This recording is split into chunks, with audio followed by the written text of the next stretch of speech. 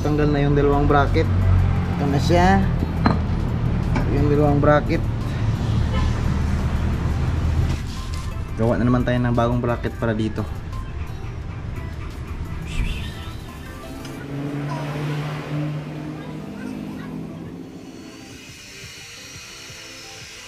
Sa ganitong build natin, yung lapad ng mags is 6.0, kaya no choice tayo, putol chassis.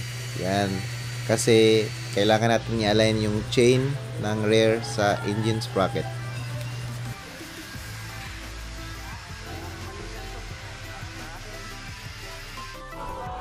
Kung napanood nyo yung SPD Racing na build, yung sa kanila paloob, sa akin naman palabas, tapos gagawa ng bagong bracket para gusto ko natin ma-achieve is as stock as possible. Kaso malapad lang talaga yung mags, kaya no choice.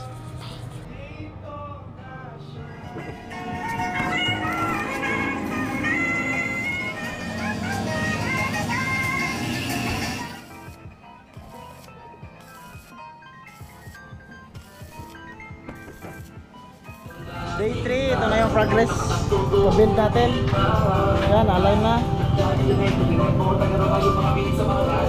Dito lang natin kinabit sa stock. Stock na kabitan ng shock, kasi sakto naman. Tawag tayo ng rescue, bad work.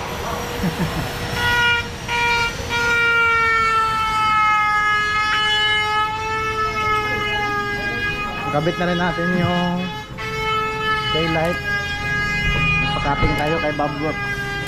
Yan, para wala nang sabit yung O-lens natin. I-extend pala natin yung swing arm, kasi para sa akin masyado mababa yung motor, naka-lowered. Few hours later. Yan, tapos na yung lift natin para sa O-lens shock natin. Yan, di na tayo mabibitin sa height.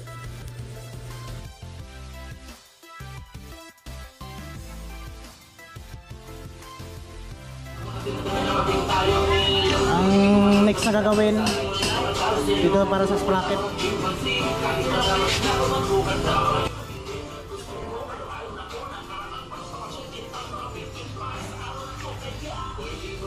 naka full weld na yan lahat.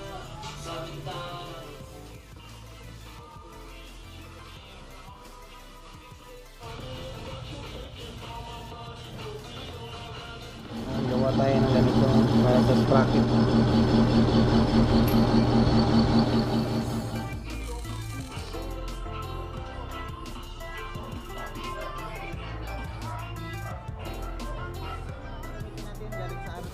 Yung shifter na gagamitin natin galing sa R6.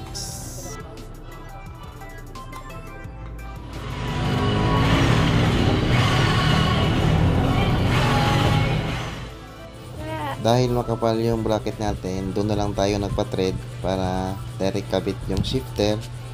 Dito sa kabilang side, nakabit na yung shifter tsaka yung side stand natin.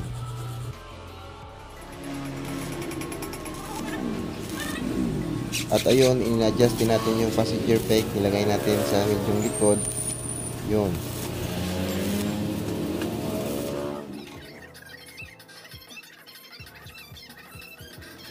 At yun, dahil tapatapos na yung unit natin, na-assemble na mostly, kulang na lang wiring, kaya proceed tayo sa next shop.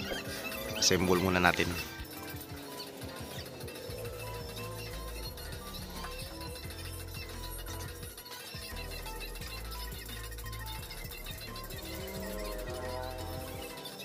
Moments later.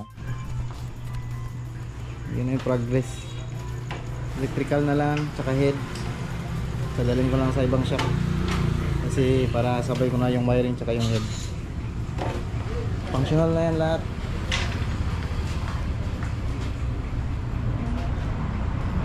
Shifter, side stand, kabit na yan lahat. Pero magulo pa yung wiring. Wala pang brake system, clutch system, wala pa.